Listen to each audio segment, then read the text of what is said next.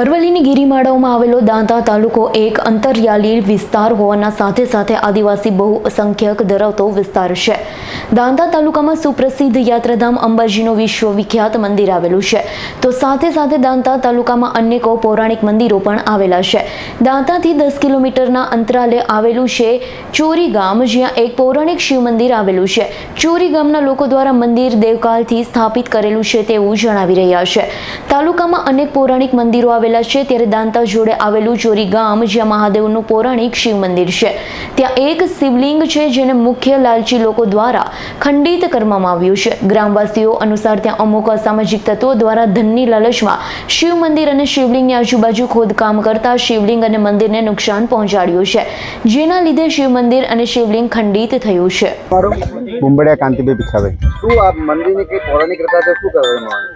પૌરાણિક કથા ઓનો કહેવાનું થાય કે જૂનું મંદિર છે, ઓના બારથી લોકો આવે છે. શ્રાવણ મહિનામાં પૂજા કરવા આવે છે, પછી શિવરાત્રિના ભજનો કરવા આવે છે.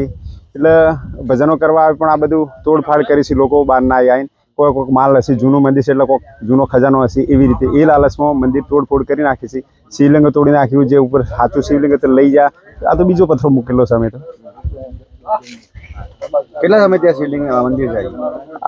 આ તો એટલો તો લગભગ 6-7-8 વર્ષથી કર્યો. પહેલા એમાં જ હતું. આ જૂના પથરા હતા એ આ અંદર ગાલ્યા, અમુક તળાવમાં પેલો પાળ બધી એમાં ગાલ્યા, અને જે જૂના ગળતરી પથરા હતા ને એ લોકો અંદર ગાલી દીધા, બાકીના હતા એ તળાવમાં બધ્યા. તળાવ બધવાથી અમારા સરસ્વતી નદીમાં પાણી રહેતું નહીં. આ પાળ બધી એટલાથી પાણી સુકાઈ જાય, વામો ખાલી રહેશે, નકર 12 માસ હેઠતું હોય પાણી, ઉનાળામાં ખૂટતું ના. અહીંયા બે પેલા પથ્થર મૂકવામાં અને ચોરી કહેવામાં? હા, ઓયથી કમસે કમ 50 મીટર દૂર છે પથ્થર. એ આ ગામનું નામ પડ્યું છે એના. એ પથ્થર ચોરી બનાય છે, એ ચોરી ચિતરેલી છે પથ્થર ઉપર. એના લીધે આ ગામનું નામ ચોરી કહેવાનું થાય છે. આ અમારા ઘડિયા લોકો કહે છે કે આ ચોરી ગામ એ કારણથી પડ્યું છે.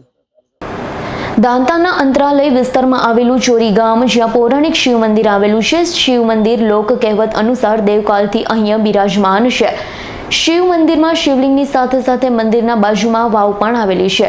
આ વાવ વિશે ગ્રામજનો દ્વારા કહેવામાં આવતું હોય છે, આ વાવમાં આજ દિવસ સુધી પાણી સુકાયું નથી. સરસ્વતી નદીનું ઉગમ સ્થાન પણ આવેલું છે. વાવ અને શિવ મંદિર જોડે પૌરાણિક અનેક પથ્થરો આવેલા છે, જેના ઉપર પૌરાણિક લિપિઓ પણ છાપેલી છે તે કહેવામાં આવતી હોય છે. આ લિપિઓ મહાદેવની ચોરી ક્રિયા સાથે જોડાયેલી છે. શું આ મંદિરની શું કથા છે? આ મંદિરની કથા એવી છે કે દેવો વખતથી આ મંદિર હોય એવું પૌરાણિક અમારા ગામના લોકો કહી રહ્યા છે કે આ દેવો વખતથી મંદિર આવેલું છે, એને સાચવવું જોઈએ અને આ કરવું જોઈએ. બાજુમાં વાવ છે, એવી રીતે પાણી છે, સરસ્વતી નદી અહીંયાથી જ જાય છે.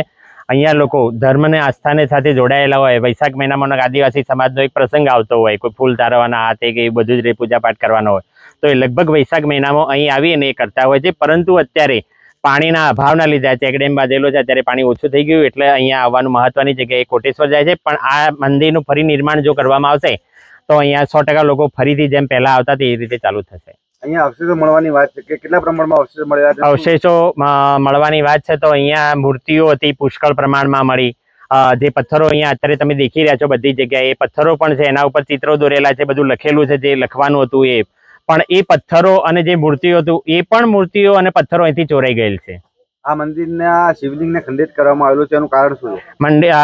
એનું કારણ એવું છે કે ગામ લોકો એવું કહે છે કે એ શિવલિંગ એવું પવિત્ર હતું, એવું પેલા વ્યવસ્થિત રીતે એનું સિદ્ધ કરેલું હશે, સિદ્ધ થયેલું હશે કે જેને શિવ મંદિરને જે પોતે છે લઈ જાય અહીંથી, ઓરિજિનલ હતું એ લઈ ગયેલા છે એ લોકો, અને લઈ જઈ અને એમને કહેતો વેચી મારી હોય અથવા કોઈ બીજો દુરુપયોગ કર્યો એવું અમારું ગામ લોકો.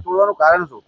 એમનું કારણ એક જ, ચોરી. અહીંથી કંઈક તોડશું તો નીચેથી કંઈક મળશે, નીચેથી મળશે તો એ ધન એમને કામ આવશે, એવી બધ ઈરાદો પેલી કુબુદ્ધિ એમની લોકોની. કેટલી વાર પ્રયાસ કર્યો શિવલિંગ? 3 થી 4 વખત. શું નામ તમારું? વિપુલ ગુર્જર. મહાશિવરાત્રી અને શ્રાવણ માસમાં લોકો દૂર દૂરથી ચોરી ગામમાં મહાદેવ અને શિવલિંગની પૂજા અર્ચના કરવા આવતા હોય છે. સાથે સાથે ગ્રામ લોકો પણ શિવજીની પૂજા અર્ચના કરતા હોય છે. ગ્રામવાસીઓ દ્વારા પૌરાણિક શિવ મંદિરને જે દેવકાળથી અહીંયા વિરાજમાન છે ભવ્ય રૂપ આપવા માંગી રહ્યા છે. શિવ મંદિર પર ભવ્ય મંદિર નિર્માણ કરવાની ઈચ્છી રહ્યા છે. અશ્વિન જાનીનો રિપોર્ટ, S9 ન્યૂઝ, દાંતા.